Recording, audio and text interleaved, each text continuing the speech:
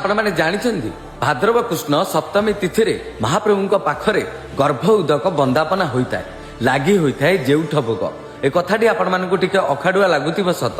किंतु पुरुष हुए भी प्रसव करती आम जगत ठाकुर श्रीमंदिर रे एही नियारा परंपरा अनुजाई महाप्रभु अवतारी साजी श्रीकृष्ण अवतार को गर्भरे रखि थांती। भाद्रव कृष्ण अष्टमी तिथि रे जन्म नियंती श्रीकृष्ण तेणु महाप्रभु सुख प्रसव पाई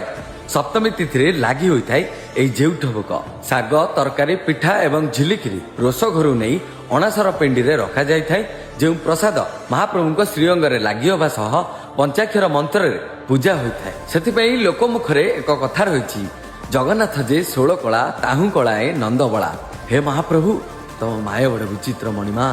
जय जगन्नाथ।